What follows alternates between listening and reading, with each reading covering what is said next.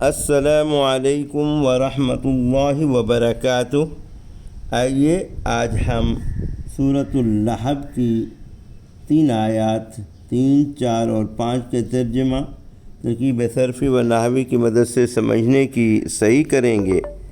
اے اللہ، ہماری ادنیٰ سی صحیح کو درجہ قبولیت عطا فرما کر ہمیں اس میں کامیابی و کامرانی نصیب فرما اور ہمیں قرآن و سنت کے مطابق زندگی گزارنے والوں میں سے بنا دیجیے۔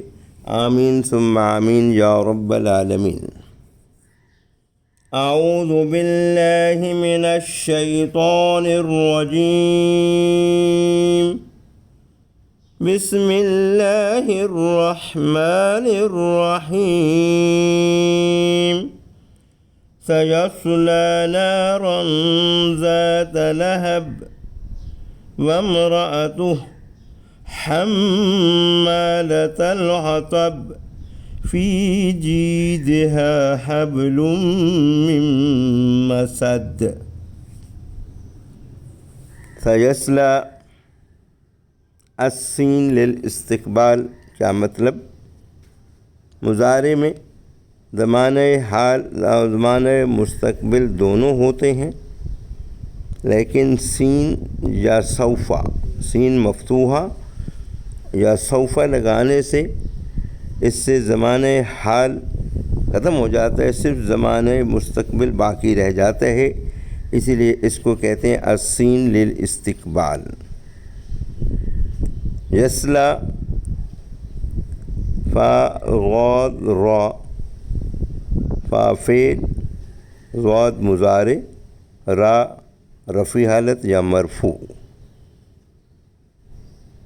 اور اس بریکٹ کے اندر ضمہ ہوگا۔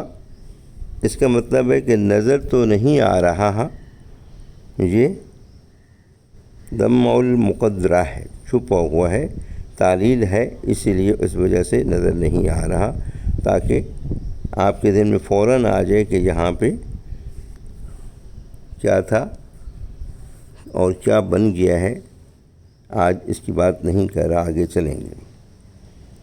اور صیغہ واحد مذکر غائب کا ہے، اس لیے فاعل ہوا۔ عن قریب وہ داخل ہوگا، ابو لہب کے بارے میں، عن قریب ابو لہب داخل ہوگا، نارن اعراب بالحرکت، فتحتین اس لیے نصبی حالت، اس لیے مفعول بہ، آگ میں۔ ذات لہب مرکب اضافی بطور صفت نار کے، ذات وہ ہوگی لہب شعلہ زن، یعنی خوب بھڑکتے ہوئے شعلے والی آگ۔ Let's see the translation of this ayah. سیصلی نارن، he will soon enter a fire، ذات لہب full of flames۔ آئیے 4 دیکھتے ہیں۔ وامرأتہ، الواو عطف، حمزۃ الوصل ہے، ملا کر پڑھنے میں گر جائے گا، علیحدہ پڑھیں گے تو امرأتہ۔ امرأتہ مرکب اضافی، امرأتہ مضاف، ہو ضمیر متصل واحد مذکر غائب، ابو لہب مستتر بطور مضاف الیہ کے، اور اس کی بیوی۔ عطف کس پہ ہو رہا ہے؟ سیصلی پہ، اور اس کی بیوی بھی داخل ہوگی۔ حمالۃ الحطب،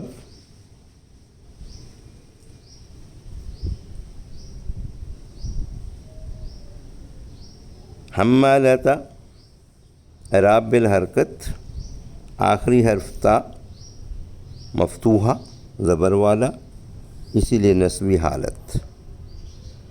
اب داخل ہوتے وقت اس کی کیا کیفیت ہوگی، کیا حالت ہوگی؟ کوئی فعل انجام دیتے ہوئے یا جس پہ فعل سر زد ہو رہا ہو، وہ جس حالت میں ہوگا اس کو عربی نحو میں حال کہتے ہیں۔ یہ عربی میں حال ہے، اردو والے حال زمانے کو چھوڑ دیجیے۔ اب جب بھی ہم عربی نحو میں حال کی بات کریں گے تو اس کا مطلب حالت ہوگی، یعنی جب اس کی بیوی اس آگ میں داخل ہوگی تو اس وقت بھی وہ حمالہ اٹھائے ہوئے ہوگی، لادی ہوئی ہوگی، الحطب ایندھن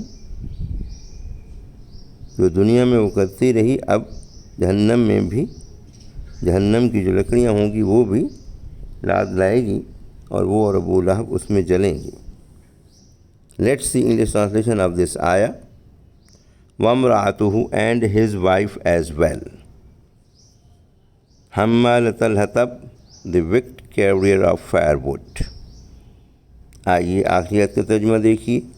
فی حرف جارہ میں، جیدیہا، جیدی گردن، ہا مرکب اضافی، اس کی گردن میں، حبل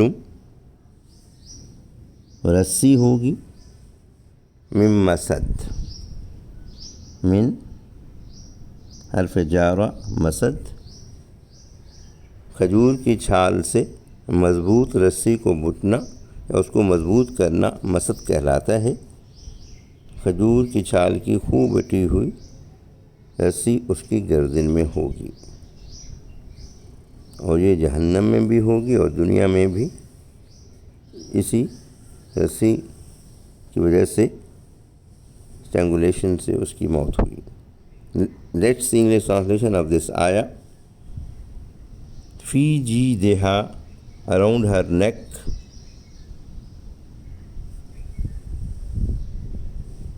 حبل من مسد، there is a well twisted rope. Yes, the color of Aaron، یعنی مسد کا ایک ترجمہ اور بھی ہے، اور وہ رسی کی بجائے بہت سخت لوہے کا جو کالر ہے جو گردن میں پہنایا جائے اس کو بھی کہہ سکتے ہیں آپ۔ آئیے ان تین آیات کے ترجمہ ایک دفعہ دوبارہ ملاحظہ فرمائیے۔ سَيَصْلَىٰ نَارًا ذَاتَ لَہَبٍ،